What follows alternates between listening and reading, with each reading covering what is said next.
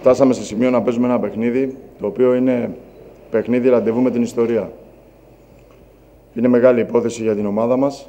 Μετά από μια προσπάθεια όλο τον χρόνο φοβερή από όλους, έχουμε φτάσει στο τελευταίο παιχνίδι να διεκδικούμε την άνοδο και να πιστεύουμε ότι αν συνεχίσουμε και παρουσιάσουμε το πρόσωπο που παρουσιάσουμε το τελευταίο διάστημα, έχουμε μεγάλη τύχη να πετύχουμε το στόχο μας.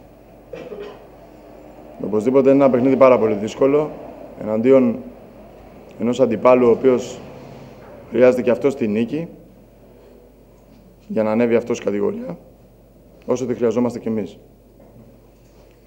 Αυτό κάνει το έργο μας πάρα πολύ δύσκολο. Μια ομάδα που στο δεύτερο γύρο έχει χάσει μόνο από το Φωστήρα.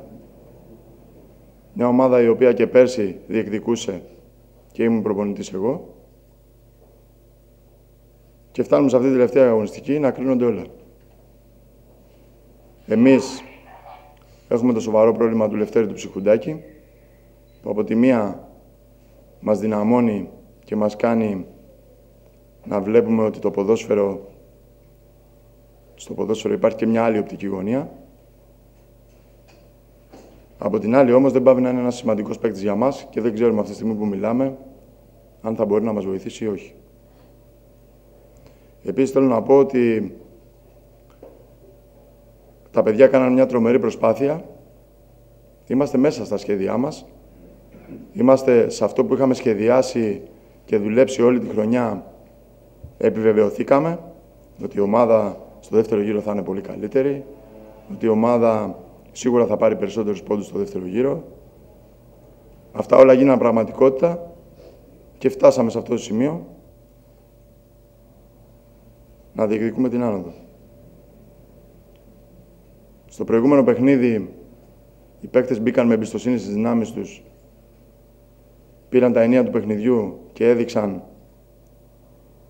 στον κόσμο του πύργου ότι αυτή είναι το αφεντικό. Πήραν αυτό το απίστευτο αποτέλεσμα και μένει να ολοκληρώσουμε το δεύτερο βήμα την Κυριακή με τη Γλυφάδα. Θα είναι μεγάλη υπόθεση για μας η παρουσία του κόσμου. Βλέπουμε τον ενθουσιασμό που επικρατεί στην πόλη και ελπίζουμε ότι όλα θα πάνε καλά. Δεν θέλω να πω περισσότερα πράγματα, αλλά να είναι όλοι σίγουροι ότι θα δώσουμε όλοι τον καλύτερο μας σε αυτό. Και ελπίζουμε όλοι μαζί μια γλωθιά να πετύχουμε το στόχο μας. Αυτό ευχαριστώ. Είναι καλύτερο ότι κυνηγάτε μόνο την νίκη, καθώς η ισοπαλία δεν σας ευνοεί σε καμία περίπτωση λόγω και των ισοβαθμών που προκύπτουν? Δηλαδή ότι έχετε αποκλειστικό στόχο την νίκη, παρά να κυνηγούσατε και την ισοπαλία ενδεχομένως που μπορεί να είναι και πιο επικίνδυνο? Όχι, δεν θα το έλεγα. Αυτή τη στιγμή, όσο παράξενο κι αν σας φανεί, από την εμπειρία μου τα προηγούμενα χρόνια σε ανάλογα παιχνίδια, γιατί τα τελευταία χρόνια, τελευταία αγωνιστική παίζω τέτοια παιχνίδια, αυτό που με απασχολεί πάρα πολύ είναι η δικιά μου ομάδα, πώς θα προετοιμαστούμε, όπως κάναμε και στα προηγούμενα παιχνίδια.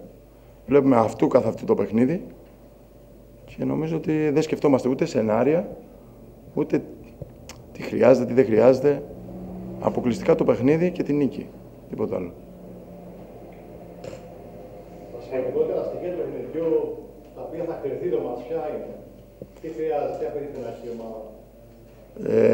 Σε αυτά τα παιχνίδια που υπάρχει άγχος, υπάρχει πίεση του κόσμου, του αποτελέσματος, παίζει σπουδαίο ρόλο η δίψα για διάκριση, το κίνητρο, ποιος το θέλει περισσότερο, Αυτά είναι κοινά. ποιος είναι κοινά. Αυτό είναι το ποδόσφαιρο. Εγώ προσωπικά πιστεύω ότι η ομάδα μου το θέλει περισσότερο. Εγώ το θέλω περισσότερο. Έχουμε δουλέψει, είμαστε προετοιμασμένοι. Αν ο αντίπαλος είναι καλύτερος, για του με χαρά του. Αλλά εμείς για τον εαυτό μας λειτουργούμε και πιστεύουμε ότι θα κάνουμε το καλύτερο. Δεν μπορεί να κριθεί σε κάποιο άλλο σημείο το παιχνίδι. Το ίδιο έγινε και στον πύργο. Μπήκαν τα παιδιά αποφασισμένα, βάλαν την μπάλα κάτω, παίξανε, κάνανε ευκαιρίες, δημιουργήσανε, το πιστέψανε και κερδίσανε. Και ο πύργος το πιστεύει πολύ. Αλλά εμείς το θέλαμε περισσότερο από ό,τι φάνηκε στο γήπεδο.